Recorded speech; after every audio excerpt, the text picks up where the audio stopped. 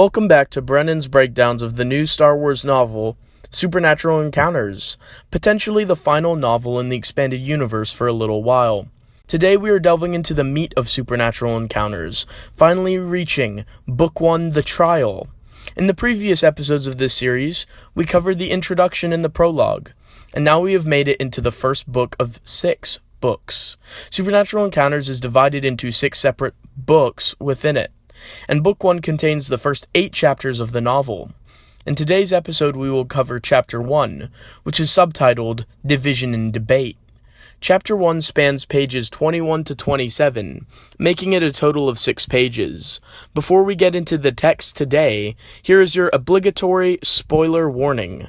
With all that said, let's delve into some supernatural encounters. Before we get into the core of the chapter, there's a quote on page 21 from an individual named Yemen Velikosek. The name of this individual makes me think he's either a Kamasi or a Bothan, as typically both of those species have similar sounding names due to the mix of vowels and apostrophes. Yemen Velikosek's quotation is, "The authorities in astronomical chronology made their calculations and announced their expert results.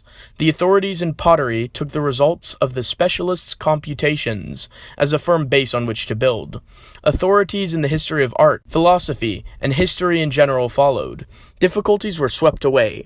Thus there came into existence an elaborate entrenched system, rooted in fallacy, that bears very little resemblance to the real past," which is apparently from Yemen Velikosek's in-universe book titled Mortals in Amnesia Volume 6, The Test of Time.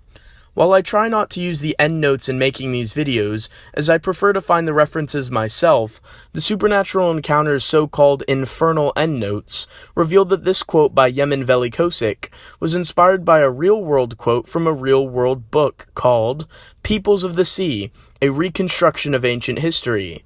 This book was written by a real-world Russian pseudoscientist, psychoanalyst, and writer named Immanuel Velikovsky, which explains the inspiration of the naming for Yemen Velikosek. I think it is so cool to learn about the real-world inspirations for portions of Supernatural Encounters. Very cool. Before I get into the lore reference connections from page 22 and onwards, I will briefly summarize what happens in the chapter.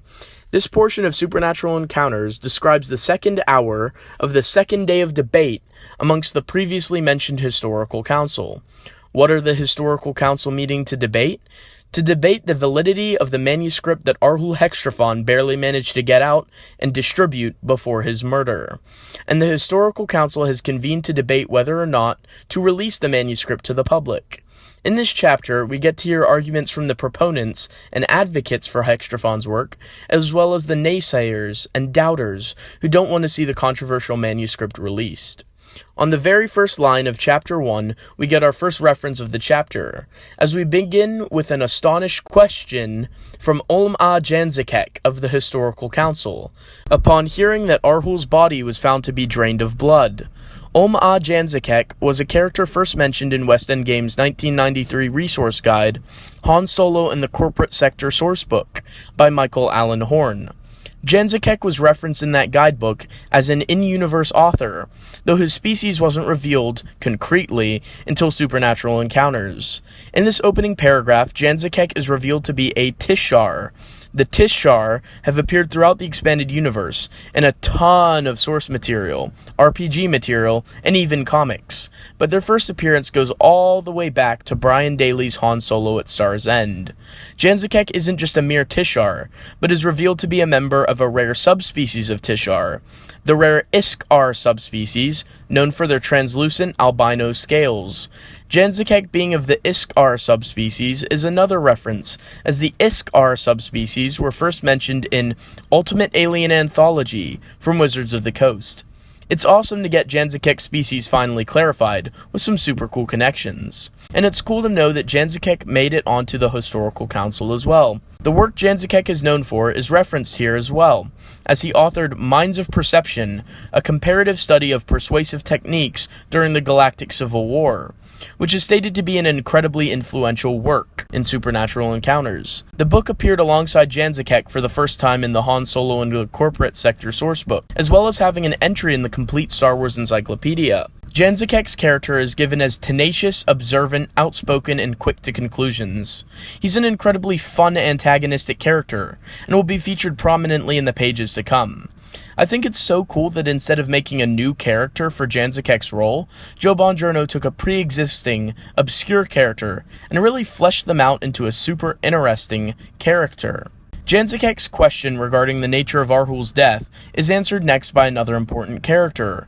Vorin Na'al, one of the most prominent characters in Supernatural Encounters, first appeared in Galaxy Guide 1, A New Hope, as an in-universe writer and historian, who wrote all the Galaxy Guide books in-universe, as well as numerous other in-universe articles from West End Games source material. Vorin Na'al's name was given to a previously unnamed Rebel Alliance character in A New Hope, portrayed by actor Derek Leons.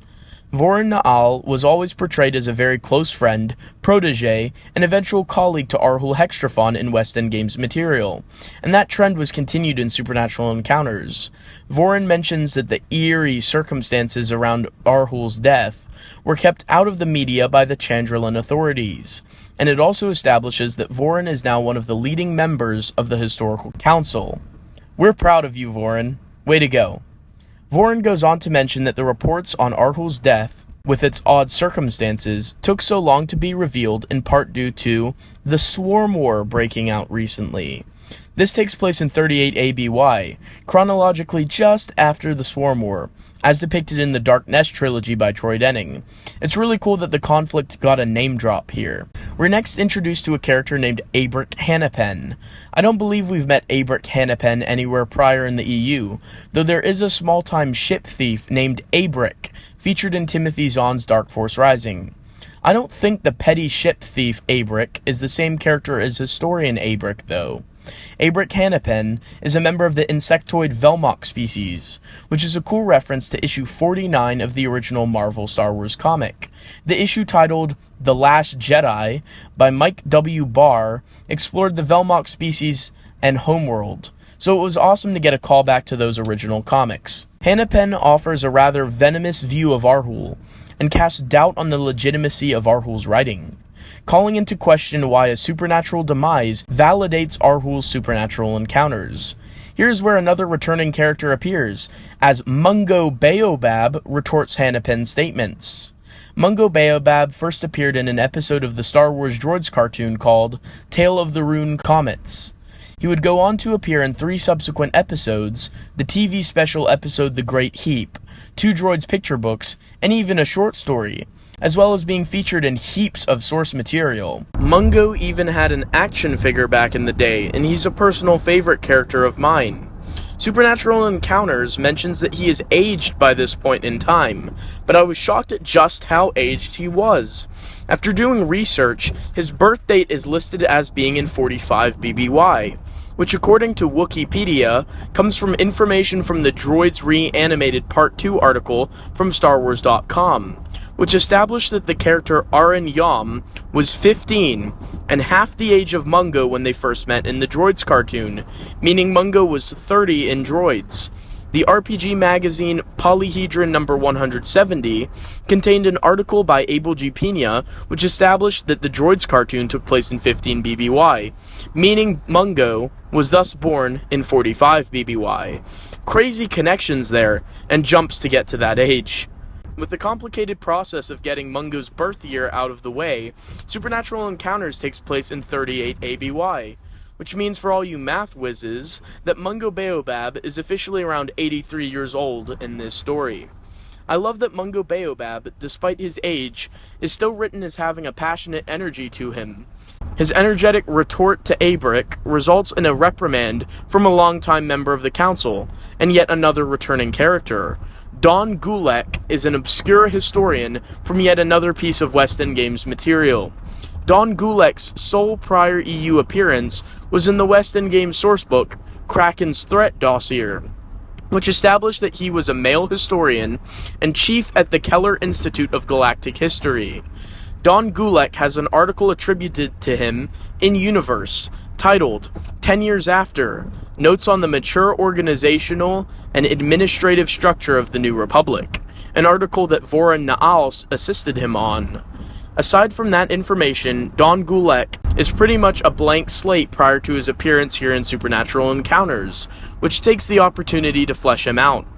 Our next reference is in relation to Don Gulek, as it mentions that as of 38 ABY, Gulek is still the chief historian of the Kelmer Institute of Galactic History. This means Don Gulek has served for at least 21 years as chief historian.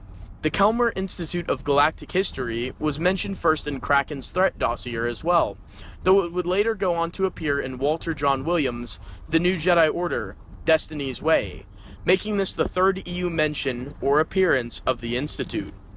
We learn that Mungo is retired from active participation on the Historical Council, and no longer possesses voting power, so is just there as an honorary member. And here is where we get the return of another EU character. Arin Yom Baobab first appeared in an episode of the Droids cartoon titled The Rune Games. She appeared in subsequent episodes, before making an appearance in the short story Lando Calrissian, Idiot's Array, which established that she married Mungo Baobab. Arin is now 68 years old in Supernatural Encounters, which makes note of their marriage still existing. Next we get a reference and a little reminiscence from Mungo, where he thinks on his time on Rune, fighting Governor Kung. Both the planet Rune and Governor Bisad Kung first appeared in the Droids cartoon as well, and both would go on to appear in numerous EU reference material. Yet another neat connection back to the 80s cartoon. We love to see it. We also get a connection to Dark Empire, as Voron Na'al thinks to himself that the Historical Council can behave like wild Necks. This is a reference to the Necks, also known as Cyborian battle dogs, which first appeared in Dark Empire. Neck battle dogs would go on to appear prominently within the EU, so as always it's a nice touch to see them pop up again here. We're then reintroduced to the concept of Supernatural Encounters, Arhul's manuscript written account, and that it exists in the Star Wars universe, in a similar fashion to the Journal of Master Nostaral, the Book of Sith, or the Jedi Path. In-universe, Supernatural Encounters by Arhul Hextraphon goes by several names. We learn it has been called The Cosmic Wars of Ancient Sky River, The Last Days of Arhul Hextraphon, Supernatural Encounters, or simply Hextraphon's manuscript. In my opinion, the numerous in-universe titles continue to add in a beautiful way to the mystique surrounding the work. We then get a reference to the Newsnet accusing the Council of suppressing Supernatural Encounters. The Newsnet is essentially a branch of the HoloNet that deals with news. The Newsnet was featured prominently in a large body of West End game source material, specifically, and quite prodigiously, in all of the adventure journals, which has a specific article series built around the Newsnet.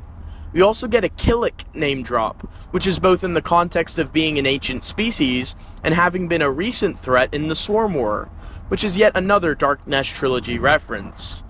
We learn next that the Historical Council is funded by the Galactic Federation of Free Alliances, the GA having made their first appearance in the New Jedi Order book series, its foundation being dealt with primarily in Destiny's Way and the Force Heretic trilogy. The GA rose from the ashes of the New Republic when it fell in the Yuzan Vong War, but the GA funding has apparently led to some comparisons and concerns to the Empire, and the next reference, Compnor. Compnor being the propaganda machine that wiped history and only sanctioned Imperial propaganda, that first appeared in the short story Payback, The Tale of Dengar, by Dave Wolverton from the short story collection Tales of the Bounty Hunters. Compnor, which stands for Commission for the Preservation of the New Order, would go on to appear heavily in West End Games material and throughout the wider EU, all the way up until the EU's end. This is a great reference. Now, I've always loved and been fascinated with the concept of Compnor, so I was thrilled to see a nod to it here. After the nod to Compnor, our next reference is found on the beginning of page 24, where we're reintroduced to a returning character named Chaka Marshall. Chaka Marshall appeared as Chaka, without the surname, in Han Solo at Star's End by Brian Daley. In that novel, he was presented as a young man and student at the University of Kala, who had disappeared. His uncle Reckon, who is also referenced here with the Supernatural Encounters name drop, searched for him with the help of Han Solo, Chewbacca, Bollocks, and Blue Max, and would eventually recover his nephew. but sadly perished in the process. It seems Reckon's sacrifice was not in vain, as supernatural encounters established that the now grown-up Chaka is a senior professor at Kala University. Another awesome reference, and I love how all these obscure academics and historians are pulled into this novel and fleshed out. In the paragraphs covering Chaka, Reckon, and Kala University, we also got a mention to the Roundtree system of the galaxy, from which Reckon hailed from. Roundtree's first appearance was in West End Games' Han Solo in the Corporate Sector sourcebook, and it would later get a spot in the Essential Atlas. On the added surname of Marshall to both Chaka and Reckon, Joe Bongiorno notated his decision with an anecdote in the endnotes, which says the following. The surname Marshall I added to play on the similarity between Chaka and Chaka, the Pakuni character who became part of the Marshall family in the American children's TV series Land of the Lost, from Sid and Marty Krofft, CBS, 1974 to 1977. Given that there's a Pakuni planet in Star Wars TIE Fighter, it seemed a not inappropriate homage. Those seem to be some super in-depth connections and homages to be sure. I love it. We are treated next with yet another reference in the next statements, which comes from another returning character, the Merlsea scientist D. Saviest, who first appeared in X-Wing Rogue Squadron issue number 7, a part of the Phantom Affair arc. In the comic, he was mentioned as working at the Merlst Trade and Science Academy, and Supernatural Encounters establishes that he has now ascended the ranks to being the head of research there.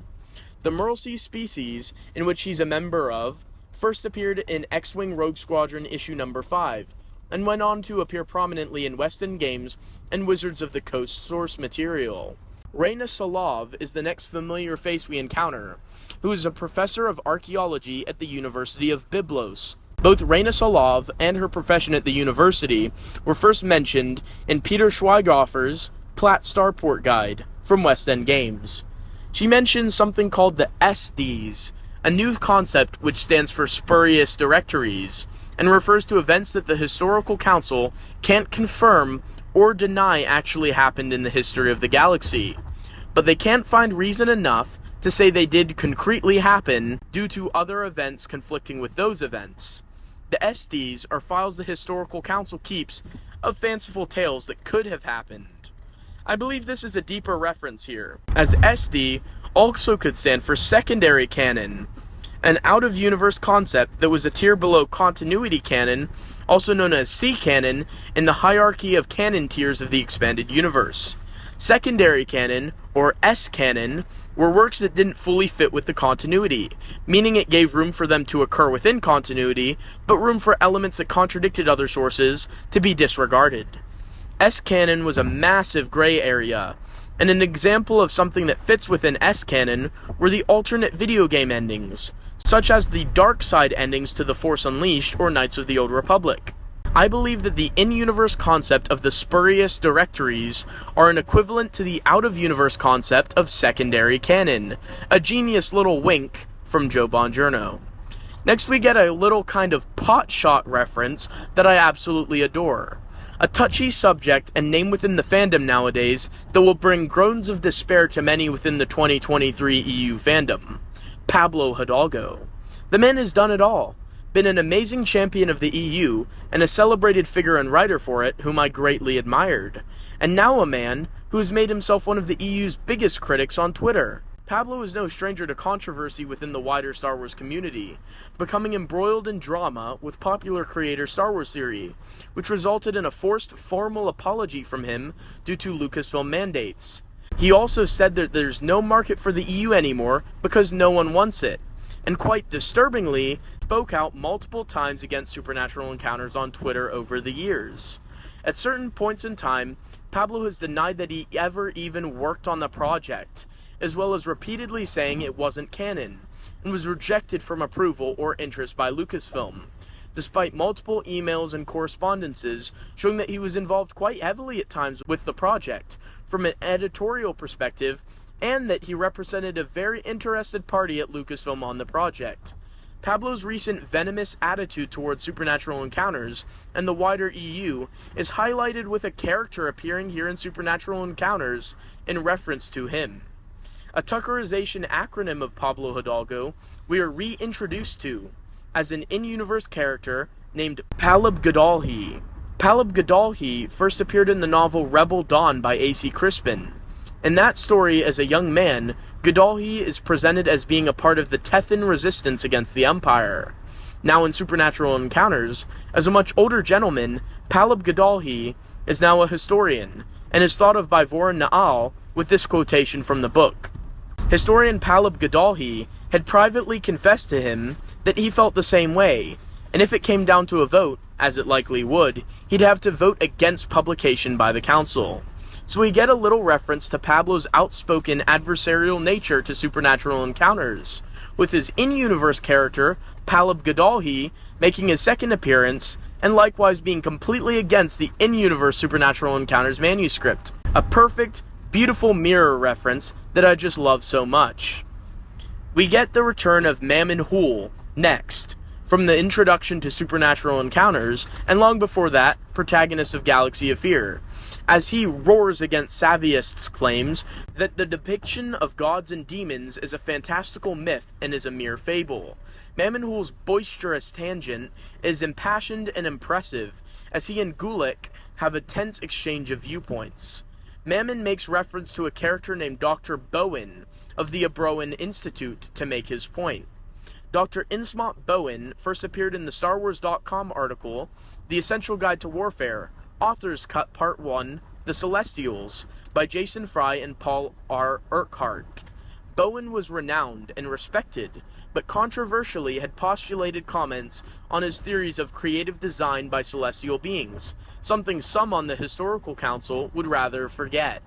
Bringing back obscure characters with a reference like this is a huge part of the genius that is Supernatural Encounters. Our next reference is to members of an institution called Liqua University, which is a reference to the planet Liqua 5 in the Centrality sector that first appeared in a campaign guide to the Centrality from Star Wars Gamer Magazine number 5 by Michael Kogi. The article established that there were several universities on Liqua 5, and members of the university make an appearance here on the Historical Council. The Liquan University was also mentioned in L. Neil Smith's Lando Calrissian and the Mind Harp of Sharu. After this, we get a reference to the Rakata species that first appeared in the Knights of the Old Republic video game. The Rakata are an ancient, prominent species who appeared prominently throughout the rest of the EU, and were notably a major part of the Dawn of the Jedi comics. The historian who name-dropped the Rakata is a professor named Roy Tenney. I believe Roy Tenney is an original character, but they are stated as being from the Abroan Institute of Archaeology, which first appeared in the Black Fleet Crisis trilogy from Michael P. Cube McDowell. The Abroan Institute of Abroa Ski is a prestigious school that's renown made it into a heap of various EU source material. Next we meet a new character, one Hectia Ruleth Hul, the newly established wife to Mammon Hool. Hectia is only 4 foot 9 inches, so her height indicates she is perhaps not of the human species, but we don't learn what species she is in this portion.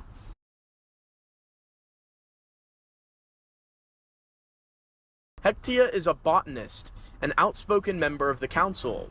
Seated with Hectia is another new character, a geologist named Odin Grimer, who is a member of the Deveronian species. The Deveronians are prominent within the EU and date back to A New Hope, but it was a short story, Empire Blues, The Deveronian's Tale, by author Daniel Keyes Moran from the Tales from Mos Eisley Cantina that first fleshed out and established what the species was like. Always cool to get a Deveronian in there. Hectia showcases her tenacious spirit as she gets in a row with Hanapin and Janzakek. We learn that Hectia was a part of an anthropological Valkyrie team with Odin, Odin's sister Laral, a Bothan named Herd Sohar, and a biology illustrator named Jippel Fiss. Only Odin and Hectia made it out of the Valkyrie mission, which ended up in complications with the Empire, and after a series of double crossings, Herd ended up allied with the Empire, and Jippel and Laurel were dead. This backstory for Hectia was suggested with input from a top-tier contributor on the book named Natalie Asplund, according to the endnotes. Hectia's tangent makes several more references, as she talks about how biographies and stories have been one of the most key ways that history has been recorded. She mentions that she can pull up and has access to Darth Maul's journal accounts, which is a reference to the real-world book, Episode 1 Journal, Darth Maul, by Jude Watson existing in Universe.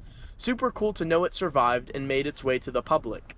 It's a super fun little first-hand account read, and we get insight into new lore aspects of Maul's trainings, failures, and his relationship with Sidious. Hectia also mentions that she could read Han Solo's journal too, which is a reference to a real-world book once again. This one being Journal, Hero for Hire, by Donna Tauscher. This book was presented as an in-universe datapad that recorded a conversation between Han Solo and a Baomar monk while he was at Jabba's palace. In the account, Han talks about his adventures that led to him being there. Again, super cool to learn that what we read there out of universe is accessible to the characters within universe. Hectia next mentions Personal Diaries of Anakin Skywalker, which I believe there are several of Anakin's first-hand accounts throughout the EU. This probably is in reference, though mainly, to yet another real-world book, by Todd Strasser, Episode 1 Journal, Anakin Skywalker, which saw Anakin as a young boy recounting his life on Tatooine and adventures on Naboo. Finally, and most interestingly, Hectia mentions the lover of the despot Queen of Shikakwa. This is a reference to the Dawn of the Jedi comics, which features a character named Hidia, who was the despot queen, and united the crime barons of Shikakwa, leading to a battle with the Jedi. A Jedi named Dagan Locke went undercover and became her lover under false pretenses, getting closer to her during the war, until he eventually killed her. Dagan Locke is thus the lover that Hectia makes reference to. I think a reference to Hidia and Dagan is so super cool, and it's interesting to hear that a journal was written by Dagan Locke, and that some 25,000 years later it is still accessible. Very cool stuff. It is mentioned then, midway through the final page, page 27, that after the Comp Nor information wipe, it has been incredibly hard to untangle the propaganda from truth, and discern the real events that occurred specifically within the Clone Wars era. This, I believe, is a reference to the out-of-universe messiness of the Clone Wars era, with the clashing and conflicting Clone Wars multimedia project and the Clone Wars show.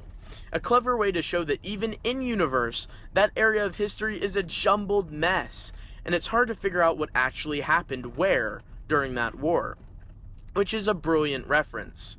Tene and Hul then have a little altercation, in which Mistress Menemos is once more name-dropped, as well as the Keeper, who we will learn much more about later on.